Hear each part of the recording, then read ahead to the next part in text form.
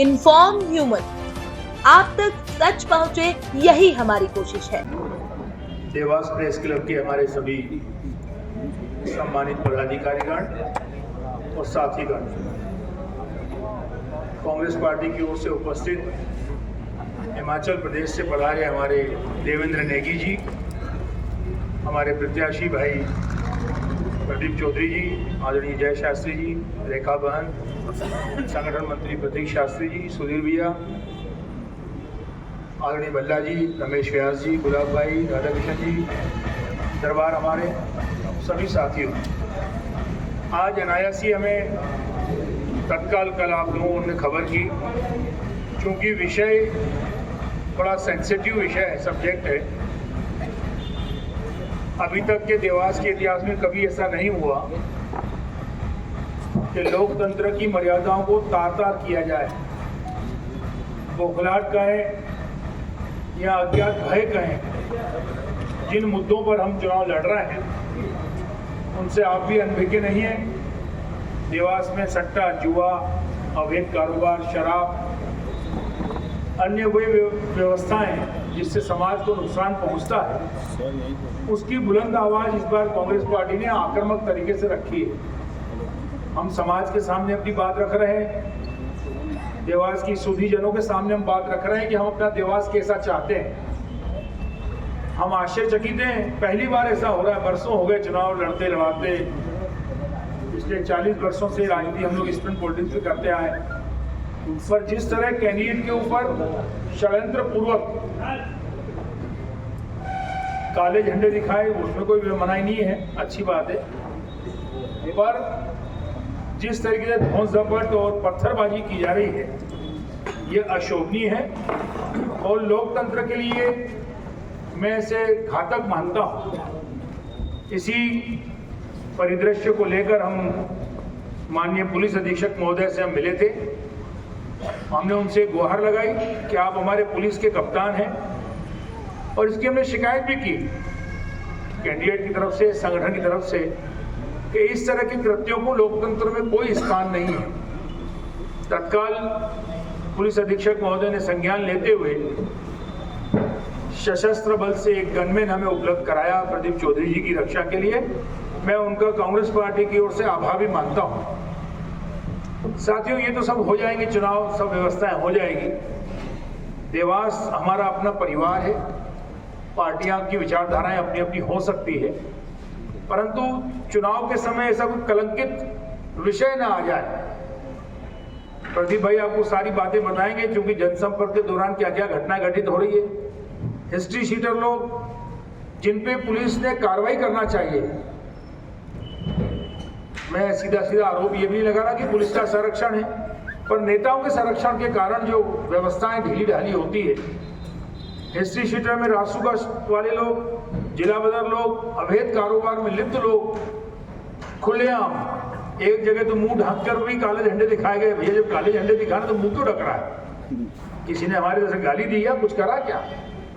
लोकतंत्र में मुंह ढकने वालों को कोई स्थान नहीं दिया जाता। या तो वो अलगाववादी होते हैं, आतंकवादी होते हैं जो मुंह छिपाते हैं। लोकतंत्र की बात यह है कि अगर सामने बात भी होती है तो हम अपनी बात रखने के लिए स्वतंत्र हैं। विचारधारा की लड़ाई है, इसका मतलब ये नहीं कोई झगड़ा हो गया। हमारे तो रोज बयानबाजी, रोज झगड़े होते हैं, पर इस तरीके से गुंडा तत्वों को चुनाव में जिस तरीके का उपयोग किया जा रहा है, वो लोकतंत्र के लिए घातक होकर हम सब राजनीति करने वाले लोग, सरकारें तो आएगी, सरकारें जाएगी, कल किसकी सरकार बनना है, किसकी नहीं बनना है, ये सब गर्त में है, पर ऐसी व्यवस्था को हम जन्म न दें जिससे देवास की शांति भंग हो और हमेशा के लिए इस तरह का कोई एक बीज न बोया जाए कि गुंडा तत्व राजनीति पे हावी हो। ये समाज के लिए और हम सब के लिए घातक है।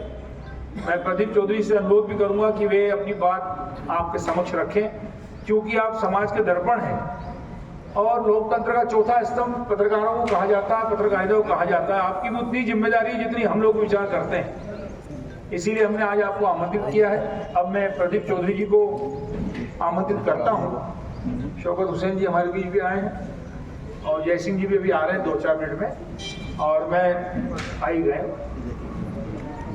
मैं प्रदीप चौधरी से निवेदन करूंगा कि वे अपनी बात आपके सामने रखे कि किन परिस्थितियों में हम चुनाव प्रचार कर रहे हैं और क्या क्या उन्हें तकलीफें आ रही है। आदरणीय जय सिंह जी का मैं स्वागत करता हूँ। आइए ठाकुर साहब। आदरणीय प्रदीप चौधरी जी। बैठे लो। वो क्या है एक्शन, वो एक्शन आ रहा हूँ।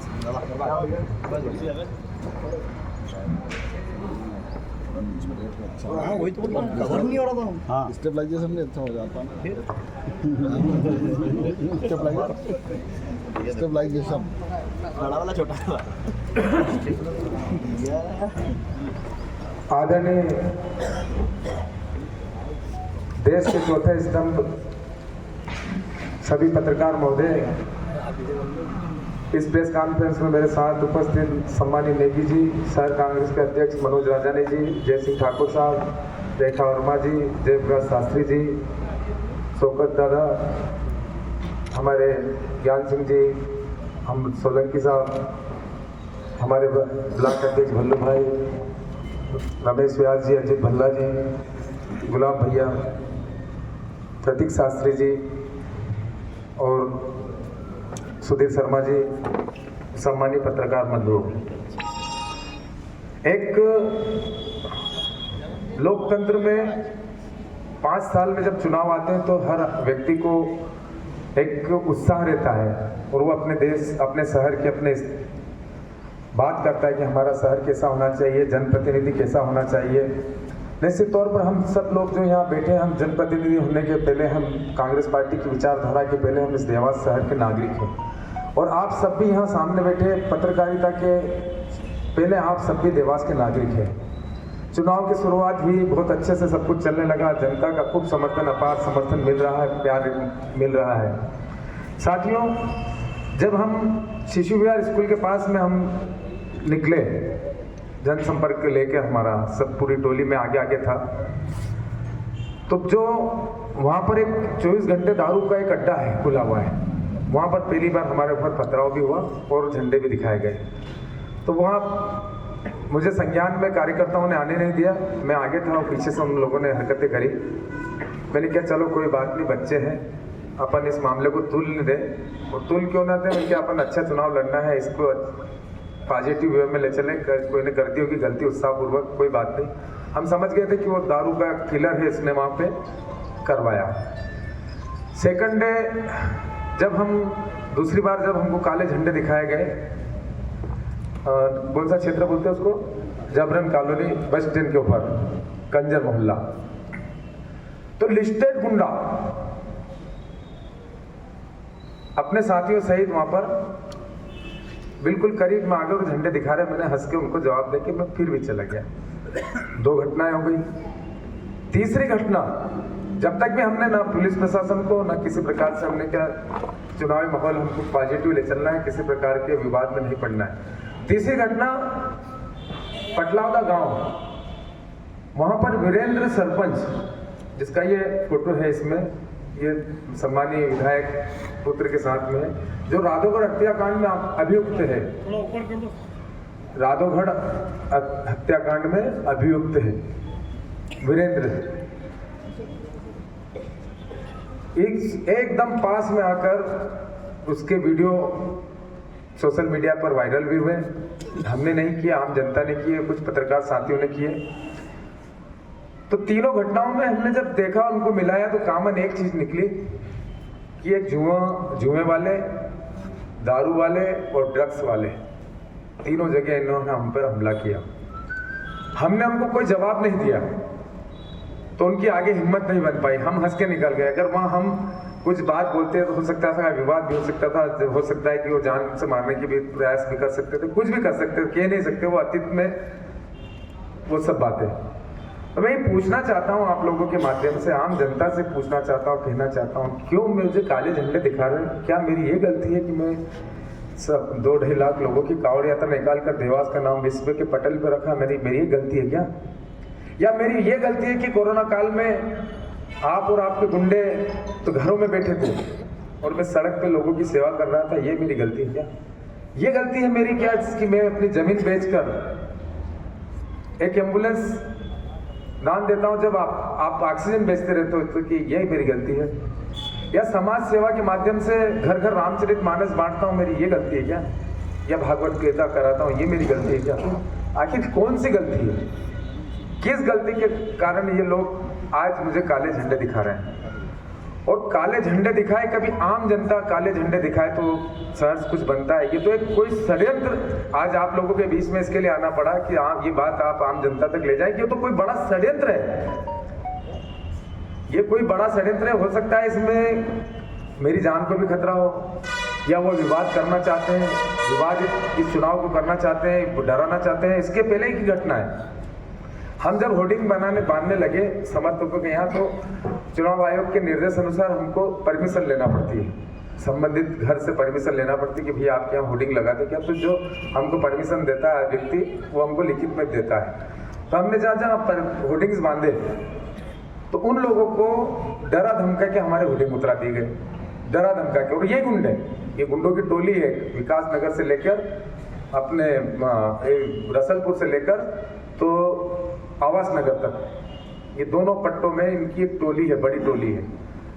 अवैध व्यापार इन लोगों के करने का इनका काम है और लोगों को डराना धमकाना इनका काम है। जहां होर्डिंग लगे वहां पर जाकर इन्होंने स्थिति स्पष्ट, लोगों को फोन लगाकर डराकर इस प्रकार के काम कर रहे हैं।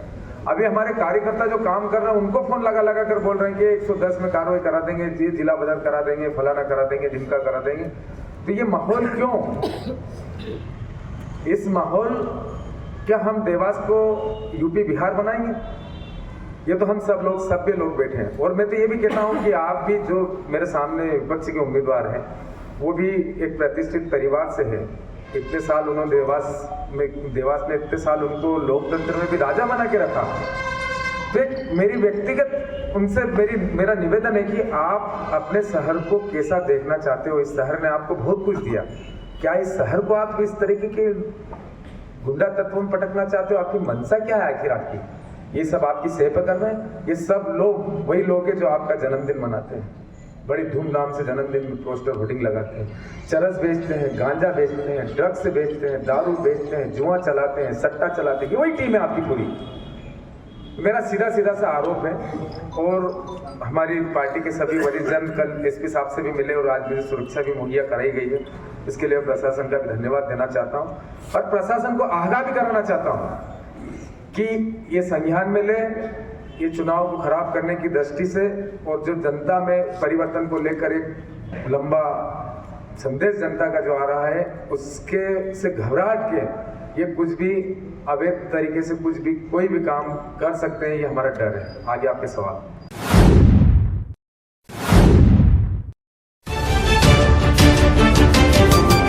इन्फॉर्म ह्यूमन, आप तक सच पहुंचे, यही हमारी कोशिश है।